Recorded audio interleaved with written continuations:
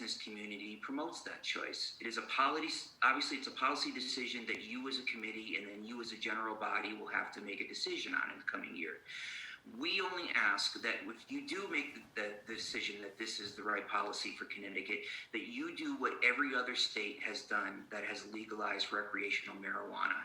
And that's respect businesses' individual choices to operate. Mr. Eady, thank you. Your 3 minutes. Actually, I got one line left and I'm done. We have to absolutely respect individual choices as business owners to operate drug-free workplaces and allow us to provide the safest conditions possible for our customers and employees. And with that, I turn it over to questions. Thank you for your testimony. And at this point, and I do see that Representative Arora's hand's gone up, but at this point, we are halfway through our testimony. We still have about 48 people to go.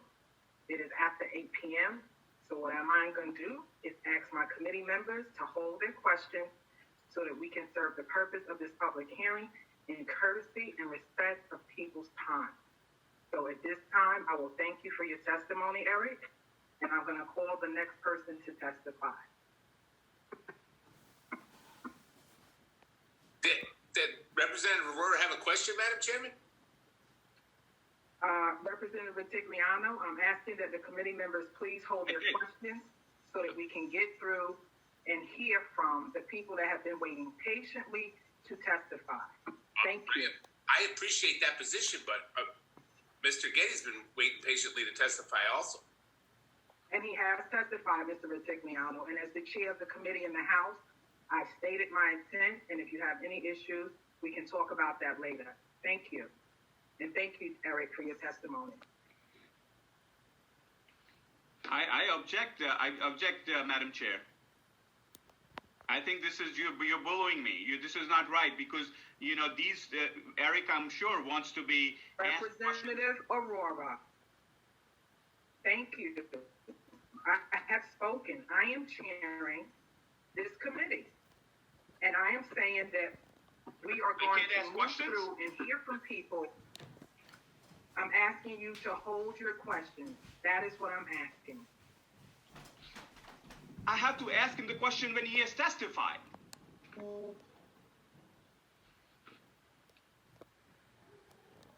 I'll state it again, Representative Arora. I'm asking you to hold your question. So at what point can I ask him the question? After everybody has testified? You can ask him the question whenever you feel like it, Representative Arora. I'm not having you ask the question now because we need to move through this list. We've been at this almost 12 hours and we are halfway through our public hearing. And I've been trying to express to you, I'm sorry, I'm speaking. I am speaking. Thank you. Please finish. I'm finished. And I'm ready to call the next. Madam Chair, the question here is, the mistake here is that we have taken too many bills together. These are very critical bills we need to hear about. We need to make sure the process of democracy works. Just because it takes too much time doesn't mean we won't let that process of democracy work. Representative Arora, you are out of order. I am chairing this committee, and you are being very disrespectful right now.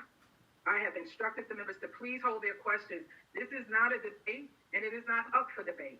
I am chairing the committee, and I ask that you honor that. Thank you. Representative, I really appreciate the time to make my statement today. I am a little concerned that, the fact that, and I certainly would never accuse you of, I know I've been sitting here since 10 o'clock. I totally understand that. There are a lot of people waiting here. I've waited patiently for my opportunity to be able to be heard on this issue. I know that it's just coincidental, of course, that the debate is being limited when it's my turn, and sometimes I have a tendency to come to this committee and oppose a lot of bills. I also tend to come here and support a lot of bills, so I know that has nothing to do with it, but I would like the opportunity at some point in time to be able to address the committee's questions, and not online, not just offline, but also online for the benefit of the public. We represent thousands of member companies throughout the state of Connecticut. They do deserve to get their shot at this committee. They can't sit here all day. They asked me to come here and sit here all day. I will not belabor the point anymore. Again, I know everyone has been waiting very patiently, but we continuously are denied opportunities, it seems, to come in and either make bill suggestions, meet with the committee at times. I know you are incredibly busy, as is your co-chair. You do not have time to meet with all of the people requesting. So, if you are going to be cutting me off today, I do hope that at some point in the opportunity, or you will provide the opportunity to members of the business community to have our side fairly heard the way you've heard so many others today. So with that, I apologize. I certainly do not mean to disrespect you as chair. I respect your decision to cut off debate, but I hope you give the opportunity to the business community to comment in the future. I appreciate your comments, Eric, and you know that it is not intentionally done because you are the person sitting in the seat right now. You will not be the only one. There are several people behind you. This is the way that we're going to proceed for now, because we really do need to hear people's testimony. And I think that people have been very patient, and that the purpose of this public hearing is for the public to be heard. So I appreciate what you stated, and I will continue to move on to the next. As a matter of fact, go ahead, Eric. No, I was just going to remind you that while I am an evil lobbyist, of course, I am a member of the public as well. Absolutely. Absolutely. And that's exactly what I meant. You and other people coming behind you, other members of the public, will have an opportunity to present their testimony, and I'm asking that the members of the committee hold their questions. So I didn't mean to say that you were not a member of the committee. So for clarity, you are absolutely a member of the public. Appreciate that, Representative. You're welcome, and thank you again, Eric. I am going to ask that we recess this public hearing for 5 minutes. It is now 8:13. We will return at 8:18. This public hearing, members will be allowed 3 minutes to ask and frame a question, the same as a witness, and we will evaluate as we go forward if we're going to get through the evening with that rule. So I would ask each member, if you decide to ask questions of a witness, to limit your questions to a total of 3 minutes. That means if you have 5 questions, you got to get them out there in 3 minutes. With that in mind, I'm going to move to our next witness. Excuse me, point of order, Madam Chairman. I don't want to interrupt, and we all want to make sure that we have an opportunity to hear all of the public get their opportunity to speak. And I don't think that any of the members have any desire to extend this meeting anywhere beyond what is truly necessary. But at the same time, Madam Chairman, I would hope that you might reconsider limiting the ability for members to ask pertinent questions of, people that are very interested in having their own voices heard on the subject of the bills that are before us. I mean, this is what happens when we host a public hearing and we put controversial items on the agenda. It generates public interest, and sometimes the meeting is going to go long and late into the night. I think that's a natural consequence. But I don't think the answer is to limit the ability for the public to interact with us or the members to get the information that they need. So you have my commitment, and I'm sure the commitment of my Republican colleagues to try and limit the questions only to what's necessary. But I don't like this setting of some arbitrary 3-minute rule. I don't know that that's valid under the joint rules, and I would just hope that you would give us enough leeway to work together with you in the best way possible. Thank you, Senator Sampson, and I appreciate your comments. I do want to say that we did check on the rules to ensure that this was legitimate, and it is in fact our prerogative to do this. And I understand that these hearings can go quite long, and we're prepared to stay all night, and I think we always have to be prepared for that as legislators. But at this rate, we were afraid we were going to get through the public even by staying up all night. And so, I think it got a little out of control, a little out of hand. And I think that a lot of committees will limit in some way how committee members put forward their questions. So we're going to try it this way, and hopefully it will work, and hopefully 3 minutes will be sufficient to ask the questions that you need. And I do want to remind the members of the committee that we do have the ability as legislators to interact with each of these witnesses offline, and there are many avenues toward publicizing our views.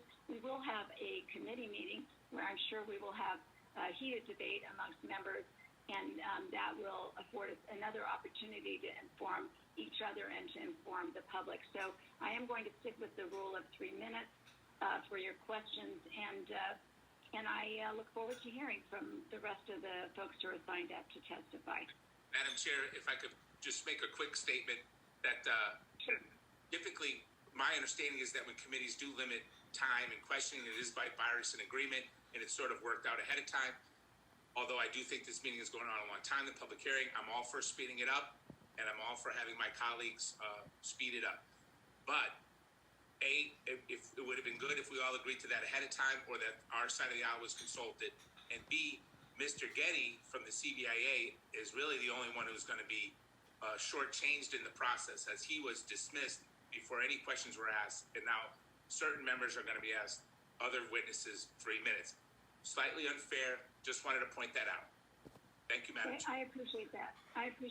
Representative Rutigliano. In fact, I do agree with you that it would be better to do this in a bipartisan fashion prior to the hearing beginning, and hopefully in the future we'll have those conversations. We won't have to do it while the public is waiting. I think we have seen from tonight's experience that it's something that is very absolutely necessary that we have those conversations, and we fully intend to do that with our ranking members. Thank you. Senator Sampson. Thank you again, Madam Chairman. You mentioned that there is a rule that allows the chairs the prerogative to limit the time.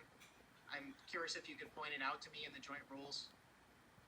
I did have someone check that, and I'll have someone look that up while we continue with the hearing. I would Actually, appreciate Senator that very Kushner, I have it here. Senator Sampson, it starts at 563. The order of testimony of the witnesses and the length of time that each witness may testify shall be determined by the presiding chairperson, who shall give due regard for the convenience of the public. Okay, I appreciate that. Thank you very much, Madam Chairman. You're welcome. Thank you. Thank you. So we will now continue, and we are now at. Thank you very much, Madam Chairman.